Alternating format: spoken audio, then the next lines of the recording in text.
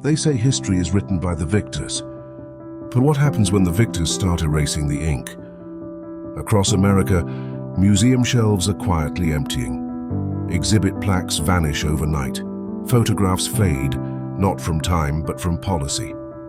Under the Trump administration's new directives, entire chapters of our shared story are being dismantled, piece by piece, until the gaps themselves become the narrative. This series is our counterweight. We will step into the silence left behind, unearth the artifacts, the voices, the truths that are being swept from public view. From war heroes to cultural trailblazers, from painful reckonings to proud triumphs, these are the stories they don't want you to remember. History isn't just a record, it's a warning.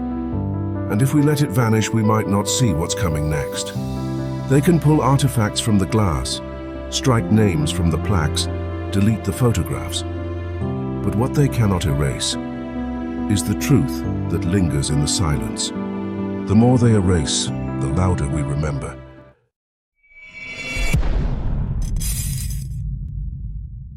The American Revolution is often remembered as a fight for freedom, a struggle to cast off tyranny and establish a nation built on liberty and equality. Yet, for hundreds of thousands of enslaved Africans living in the colonies, that promise rang hollow. As white patriots proclaimed, all men are created equal, they kept men, women, and children in chains, treating them as property, even while calling on God to bless their cause. In Part 3 of his book, History of the Negro Race in America, George Washington Williams confronts one of the Revolution's most glaring contradictions: the role of Black Americans, both free and enslaved, in the fight for independence. From Crispus Attucks, the first martyr of the struggle, to the thousands who served in militias and regiments, their sacrifices proved essential to America's birth, even as the nation denied them its blessings. This is the story of courage in the face of hypocrisy, of men who fought for liberty in a land that refused to recognize their own. Chapter 26, Military Employment of Negroes. The sentiment that adorned the speeches of orators and graced the writings of the colonists during this period was the equality of the rights of all men. And yet the slaves who bore their chains under their eyes, who were denied the commonest rights of humanity, who were rated as chattels and real property, were living witnesses to the insincerity and inconsistency of this declaration. George Washington Williams. During the American Revolution, one question haunted the colonies: what role would enslaved Africans play in this fight for freedom? By 1715, nearly 59,000 enslaved people lived in the colonies. 60 years later, as war broke out, that number had soared to more than 500,000. Such a vast population could shift the balance, whether as laborers, allies, or even soldiers. Both patriots and the British knew it. The contradiction was glaring. Colonists cried out for liberty while clinging to slavery. The Continental Congress tried to restrict the slave trade in 1774, but Southern delegates balked, fearing unrest. Leaders like George Washington and Thomas Jefferson spoke against the trade, yet slavery remained embedded in daily life. Resistance didn't wait for permission. Crispus Attucks, a man once advertised as a runaway, became the first martyr of the Revolution when he fell during the Boston Massacre. His death electrified the patriot cause and proved that Black Americans would not be silent in the struggle for freedom. Sir, you will hear from us with astonishment. You ought to hear from us with horror. You are chargeable before God and man with our blood. The soldiers were but passive instruments, mere machines, neither moral nor voluntary agents in our destruction. More than the leaden pellets with which we were wounded, you was a free agent.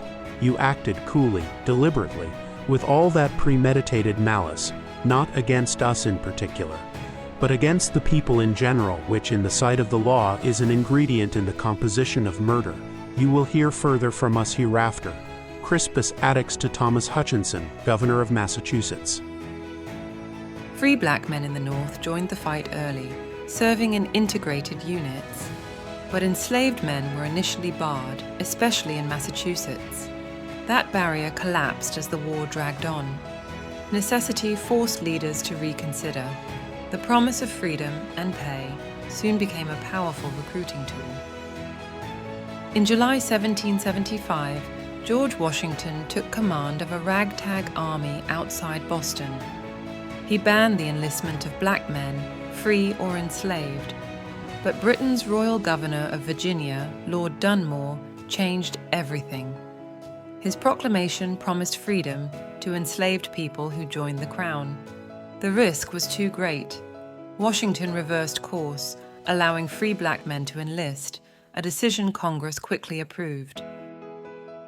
From there, the debate grew. Some states, like Rhode Island in 1778, offered emancipation to enslaved men who enlisted, even compensating their owners. A black regiment was formed and fought with distinction. New York followed suit in 1781. In the South, leaders like Henry Laurens urged Congress to raise thousands of black soldiers, backed by Alexander Hamilton, who argued freedom would guarantee loyalty. But fear and prejudice kept most of those plans from taking shape. Meanwhile, the British kept up their promises. Generals like Sir Henry Clinton and Lord Cornwallis lured thousands of enslaved people into their ranks. Many perished from disease or abandonment, but their defection terrified patriot leaders who struggled to present a unified answer. And yet, despite the controversy, despite the danger, African Americans fought in nearly every colony. Free and enslaved, they stood in state militias, in the Continental Army, and in integrated regiments beside white soldiers. Their courage was recorded by officers who could not ignore it, even if history too often has. The Revolution spoke of liberty, but its reality was riddled with contradictions. For Black Americans, the war was not only about independence from Britain, it was about the possibility of freedom itself. And though that promise remained incomplete, their service was indispensable in the fight that gave birth to the United States. Chapter 27, Negroes as Soldiers. As soldiers, the Negroes went far beyond the most liberal expectations of their stanchest friends. Associated with white men, many of whom were superior gentlemen, and nearly all of whom were brave and enthusiastic, the Negro soldiers of the American Army became worthy of the cause they fought to sustain. Endowed by nature with a poetic element, faithful to trusts, abiding in friendships, bound by the golden threads of attachment to places and persons, enthusiastic in personal endeavor, sentimental and chivalric, they made hardy and intrepid soldiers. George Washington Williams. Black soldiers in the American Revolution went far beyond the expectations of even their strongest supporters. Fighting shoulder to shoulder with white troops, many of them seasoned gentlemen and bold patriots, these men proved themselves worthy of the cause they served. Alexander Hamilton himself declared that their faculties were as good as any man's, and battle after battle confirmed it. Their energy, their loyalty, their courage, all broke through the sting of prejudice and won respect where once there had been doubt. In camp, they brought cheerfulness and endurance. On the march, they bore heat, cold, hunger, and thirst with unshakable patience.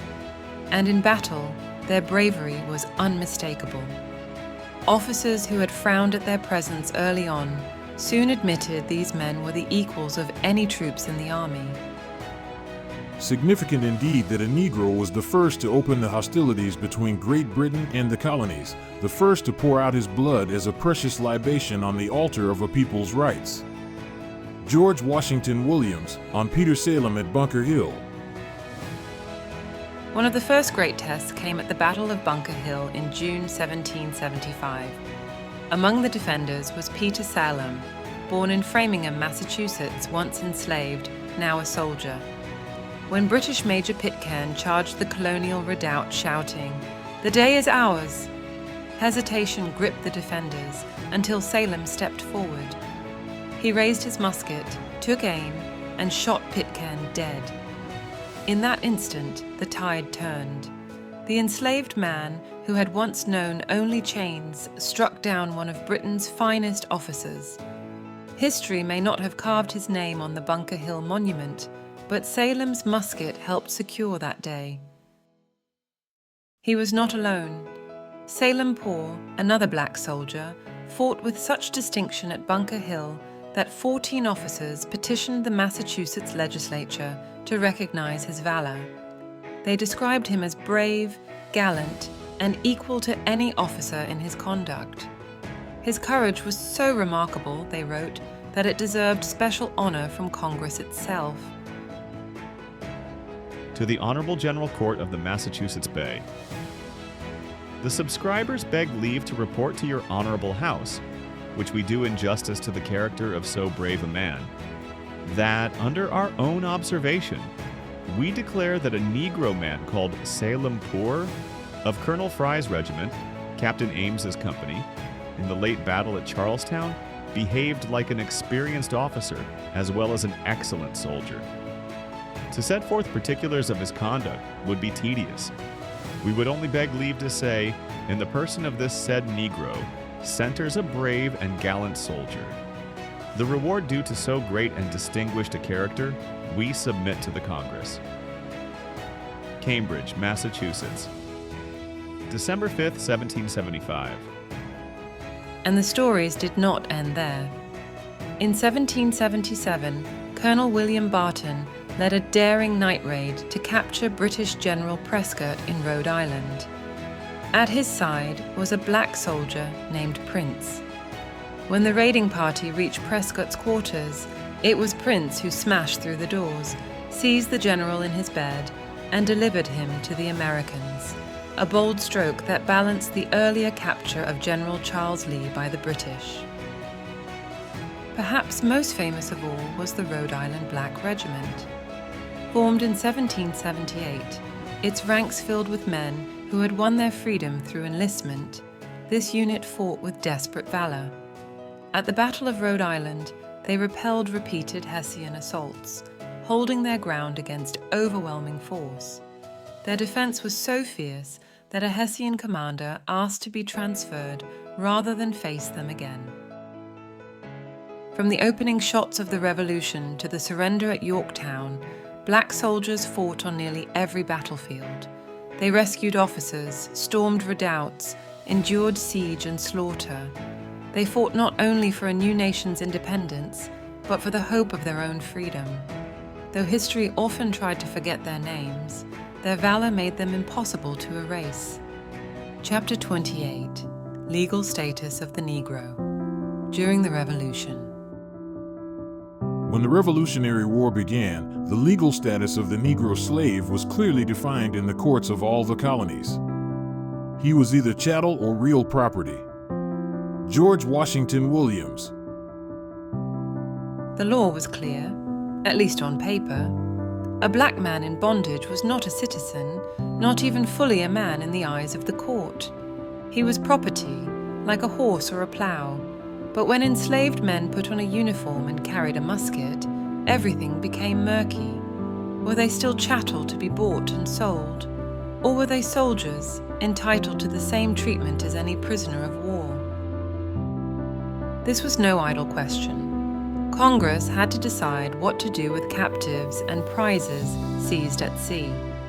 States claimed authority, Congress claimed authority, and the young government was already quarreling over sovereignty. In Massachusetts, the tension became real when two captured black men were brought ashore and advertised for sale at auction in Salem. They were to be sold at auction on September 17, 1776. But something remarkable happened. Members of the Massachusetts House declared the sale of these men to be a direct violation of natural rights, the very rights the colonies claimed as their justification for independence. Whereas this House is credibly informed that two Negro men lately brought into this state, as prisoners taken on the high seas, are advertised to be sold at Salem, the 17th instant, by public auction. Resolved, that the selling and enslaving the human species is a direct violation of the natural rights alike vested in all men by their Creator, and utterly inconsistent with the avowed principles on which this and the other United States have carried their struggle for liberty, even to the last appeal, and therefore, that all persons connected with the said Negroes be, and they hereby are forbidden to sell them, or in any manner to treat them other ways than is already ordered for the treatment of prisoners of war taken in the same vessel or others in the like employ. And if any sale of the said Negroes shall be made, it is hereby declared null and void. Samuel Freeman, Speaker of the House, 13th of September, 1776. After fierce debate, the resolve passed, though in watered-down form. The lofty claim of universal rights was stripped away, replaced with the practical language of wartime necessity. Still, the sale was stopped just one day before it was to take place. Other cases soon followed. Ships captured with human cargo raised troubling questions. Were these men and women spoils of war? Should they be returned to their so-called owners? Or were they, as some quietly suggested, entitled to freedom the moment they touched American soil? Congress hesitated. To recognize black captives as prisoners of war would mean admitting that they were people, not property. It would mean abandoning the very foundation of slavery. And while many Northern voices pushed in that direction, Southern delegates recoiled. The compromise, painful as it was, leaned toward property rights. A resolution passed in 1781 made it clear. If an enslaved person was recaptured, he must be restored to his owner, though the rescuer could claim a small salvage fee for his trouble. It was not a difficult matter to retake Negroes captured by the enemy and then treat them as prisoners of war. But no officer in the American Army, no member of Congress, had the moral courage to proclaim that property ceased in a man the moment he donned the uniform of a revolutionary soldier, and that all Negro soldiers captured by the enemy should be treated as prisoners of war. George Washington Williams. And so, the contradiction deepened. Britain often promised freedom to those who escaped, while American officers returned them to their masters.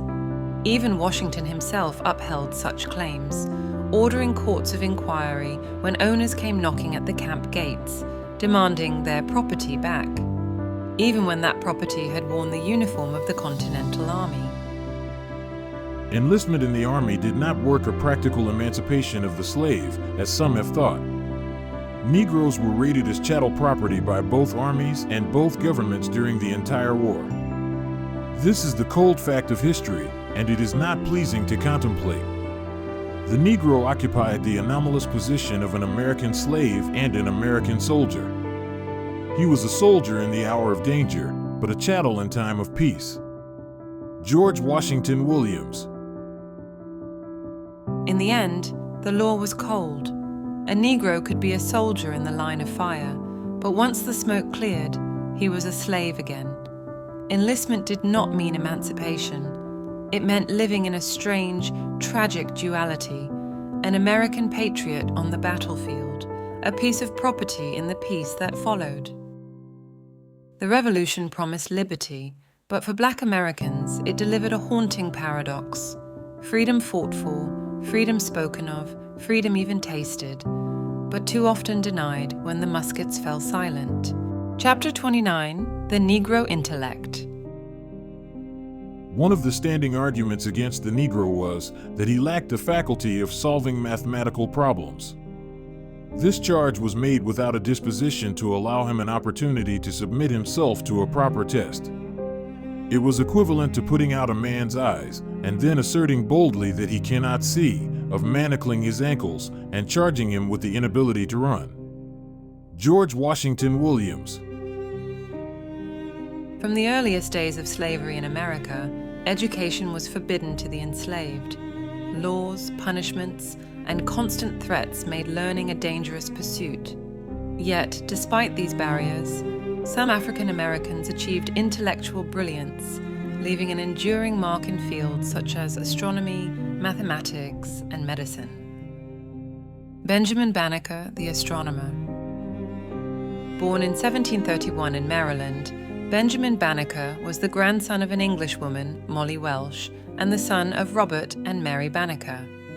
Taught to read by his grandmother, Benjamin developed a deep love of scripture and books. Although his formal schooling was limited, he devoted his free time to study. He excelled in mathematics, read widely, and even constructed a working wooden clock in 1770, an extraordinary feat using only a borrowed watch as a model. Banneker became close with the Ellicott family, who built mills near his home and encouraged his pursuits. With access to George Ellicott's library and instruments, Banneker turned his talents toward astronomy. In 1789, he successfully projected an eclipse, and soon afterward, he began producing almanacs filled with precise astronomical calculations.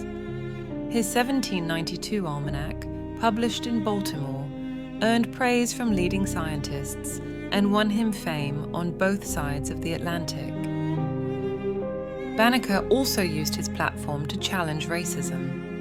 In 1791, he sent his almanac to Thomas Jefferson, along with a bold letter pointing out the hypocrisy of holding human beings as slaves after fighting a great battle for freedom. Sir, I hope I may safely admit, in consequence of the report which has reached me, that you are a man far less inflexible in sentiments of this nature than many others, that you are measurably friendly and well-disposed towards us, and that you are willing to lend your aid and assistance for our relief from those many distresses and numerous calamities to which we are reduced. Sir, there was a time when you clearly saw into the injustice of a state of slavery, and in which you had just apprehensions of the horrors of its condition. It was then that your abhorrence thereof was so excited, that you publicly held forth this true and invaluable doctrine, which is worthy to be recorded and remembered in all succeeding ages. We hold these truths to be self-evident, that all men are created equal, that they are endowed by their Creator with certain inalienable rights, and that among these are life, liberty, and the pursuit of happiness. Here was a time in which your tender feelings for yourselves had engaged you thus to declare. You were then impressed with proper ideas of the great violation of liberty, and the free possession of those blessings to which you were entitled by nature. But, sir, how pitiable is it to reflect that although you were so fully convinced of the benevolence of the Father of mankind, and of his equal and impartial distribution of these rights and privileges which he hath conferred upon them, that you should at the same time counteract his mercies, in detaining by fraud and violence so numerous a part of my brethren under groaning captivity and cruel oppression, that you should at the same time be found guilty of that most criminal act which you professedly detested in others, with respect to yourselves. Benjamin Banneker, August 19th, 1791. Jefferson responded with courtesy, acknowledging Banneker's skill and sharing the work with scholars in France. Sir, I thank you sincerely for your letter of the 19th instant, and for the almanac it contained. Nobody wishes more than I do to see such proofs as you exhibit, that nature has given to our black brethren talents equal to those of the other colors of men, and that the appearance of a want of them is owing only to the degraded condition of their existence, both in Africa and America. Thomas Jefferson, August 30th, 1791. Banneker later assisted in surveying the boundaries of the new District of Columbia. Known for his humility, discipline, and hospitality, he lived a quiet life on his Maryland farm until his death in 1804.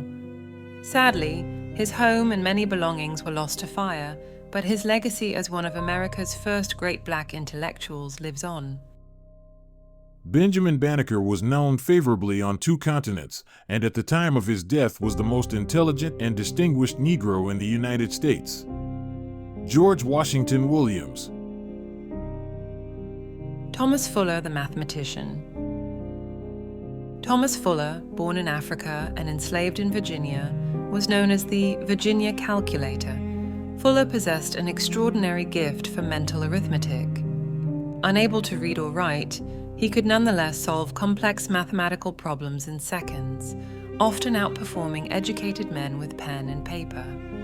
On one occasion, when asked to calculate the number of seconds in 70 years, he gave the exact answer within 90 seconds, reminding his questioner not to forget leap years.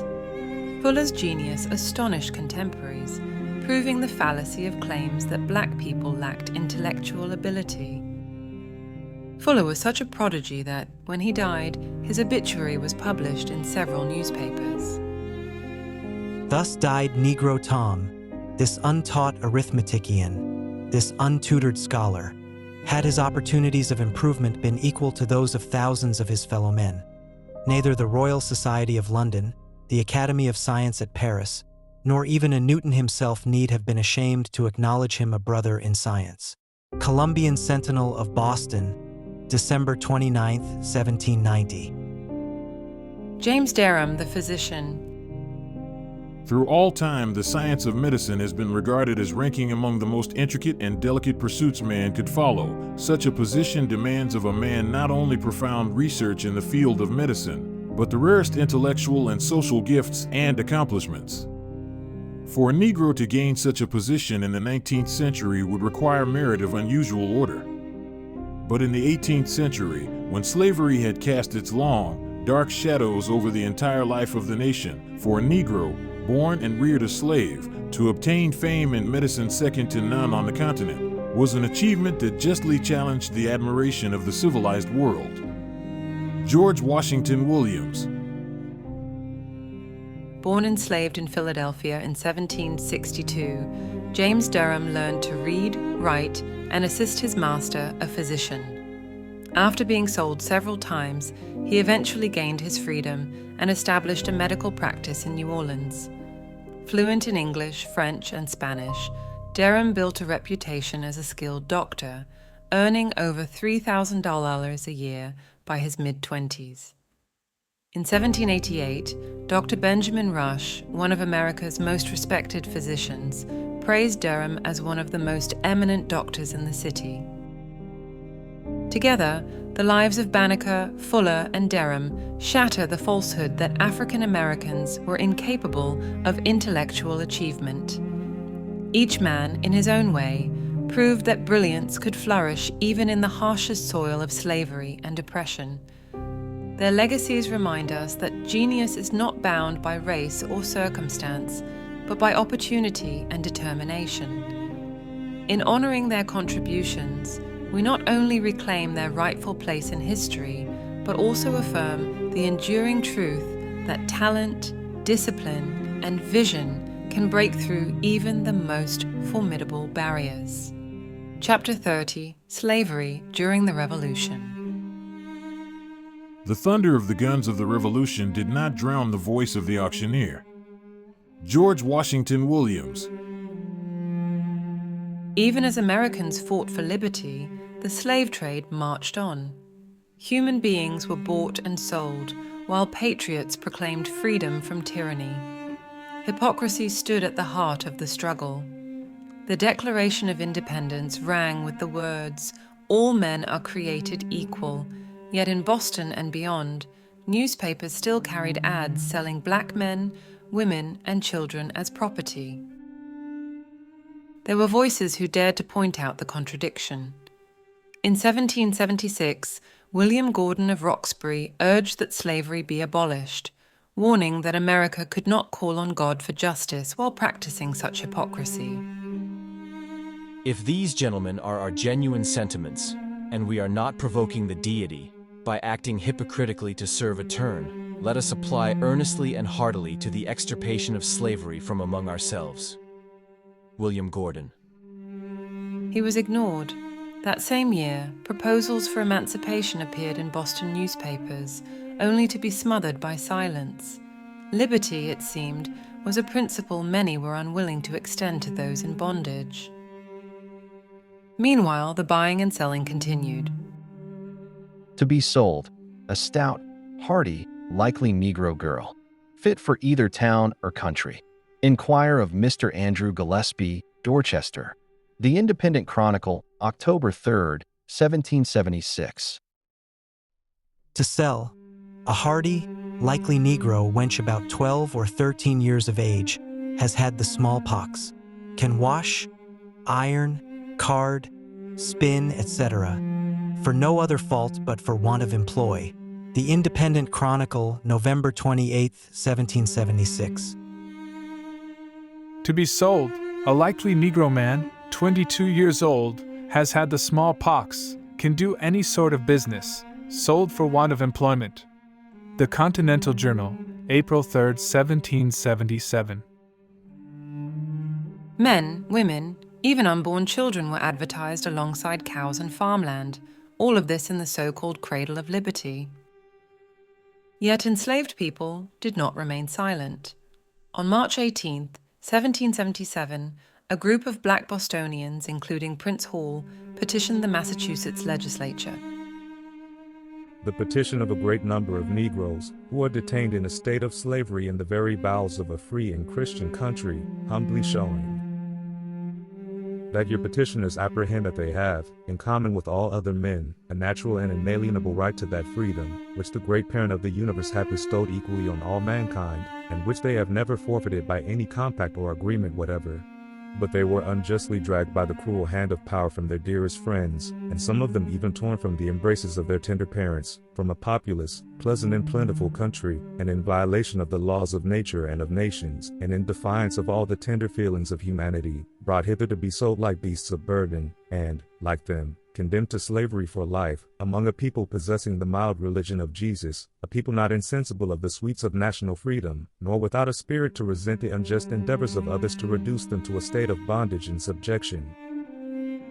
A life of slavery like that of your petitioners, deprived of every social privilege, of everything requisite to render life even tolerable, is far worse than non-existence. Petition of Massachusetts Slaves, March 18, 1777. They reminded lawmakers that every argument for liberty against Britain applied even more strongly to their plight. They begged to be restored to their natural rights, so their children would not inherit slavery in a land that claimed to be free. The legislature listened politely, even drafted a bill to abolish slavery. But when the time came to act, they let it lie on the table. Nothing was done. A proposed constitution in 1778 went further, explicitly denying the vote to black people, Indians, and mulattoes, proof that many leaders had no intention of extending liberty to all. Still, the winds of change stirred. Black soldiers fought bravely in every theatre of the war. Their valor inspired some states to act. Rhode Island freed enslaved men who enlisted, granting them bounty and liberty. Even Virginia, in 1783, emancipated slaves who had fought with their master's consent. Other states followed with limited measures, but always piecemeal, always cautious. By war's end, a handful of men had won their freedom through service, but hundreds of thousands remained in chains. And in Boston, where Crispus Attucks, the first martyr of the Revolution, had fallen, the legislature could not even mark his grave. Slavery flourished during the entire Revolutionary period. It enjoyed the silent acquiescence of the pulpit, the support of the public journals, the sanction of the courts, and the endorsement of the military establishment. In a free land, under the flag of the government, Negroes fought, bled, sacrificed, and died to establish, slavery held undisputed sway. The colonial government, built by the cruel and voracious avarice of Britain, crumbled under the masterstroke of men who desired political and religious liberty more than jeweled crowns. But the slave institution stood unharmed by the shock of embattled arms. The colonists asked freedom for themselves and children, but forged chains for Negroes and their children. And while a few individual Negro slaves were made a present of themselves at the close of the war, on account of their gallant service, hundreds of thousands of their brethren were still retained in bondage. George Washington Williams. The Revolution toppled kings, shattered empires, and created a republic built on liberty. But slavery, shielded by avarice and silence, stood unbroken. Americans asked freedom for themselves, while denying it to the very people who had bled and died beside them. Chapter 31: Slavery as a Political and Legal Problem. After the promulgation of the gospel of human liberty, the United States of America could no longer point to England as the first man Adam of the accursed sin of slavery. Henceforth, the American government, under the new dispensation of peace and the equality of all men, was responsible for the continuance of slavery, both as a political and legal problem. George Washington Williams. Before July 4, 1776, America could blame Britain for the stain of slavery, but independence changed everything. Once the Declaration of Independence was signed, the young nation could no longer point across the Atlantic for the origin of this accursed sin. Slavery became America's inheritance, embedded in law, politics, and economy, tolerated for convenience, profit, and social hierarchy. Liberty was promised for all, yet millions remained in bondage. In the North, some states acted. Pennsylvania, Delaware, Connecticut, and Rhode Island passed laws limiting the slave trade and granting freedom to children of enslaved people. Virginia allowed private emancipation, but slavery endured.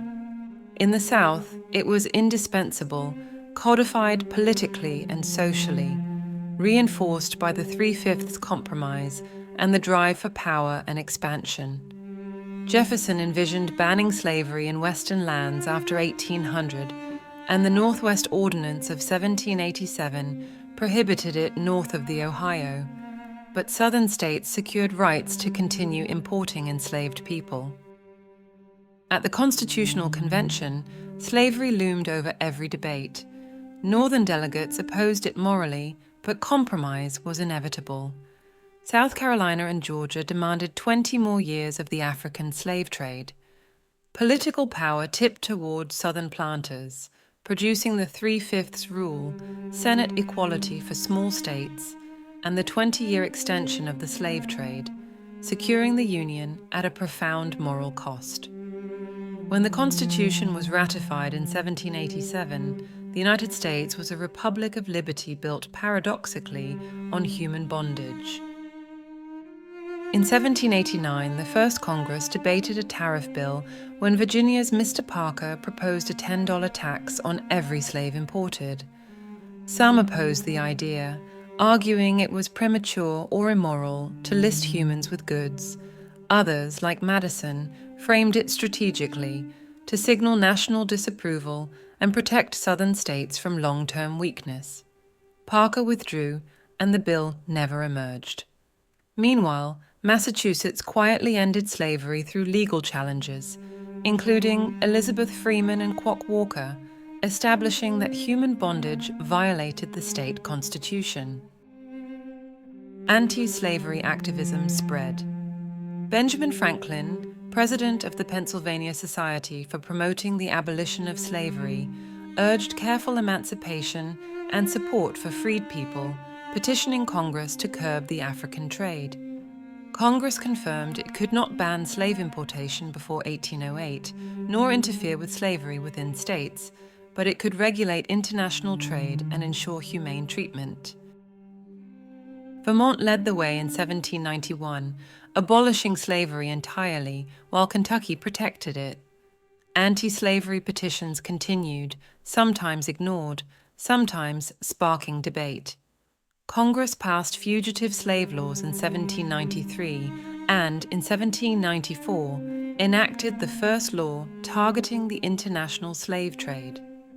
Efforts to limit slavery in new territories met resistance, and Southern states continued to defend the institution. By century's end, New York adopted gradual emancipation, freeing future generations, while Kentucky resisted reform despite Henry Clay's efforts. Slavery, once a foreign imposition, had become America's own, woven deeply into law, politics, and society, a shadow stretching across a nation still struggling to reconcile liberty with bondage. Across this three-part journey through George Washington Williams' history of the Negro race in America, we have seen how a people, stolen from their homeland and bound in chains, fought not only for survival, but for recognition, dignity, and freedom. Williams carefully traced the story from Africa's rich civilizations, through the brutal centuries of slavery, to the struggles and triumphs of free Black communities and intellectual pioneers. His work dismantled racist myths, preserved the memory of Black achievement, and demanded that America confront both its crimes and its possibilities. In bringing these stories to light, Williams gave voice to generations whose contributions had been denied, reminding us that the history of the Negro race is not a footnote to America's past. It is central to its very foundation. This legacy calls on us to remember, to honor, and to continue the unfinished work of justice and equality. Thank you for watching. Please like and subscribe to the channel where we will bring you a new story each week.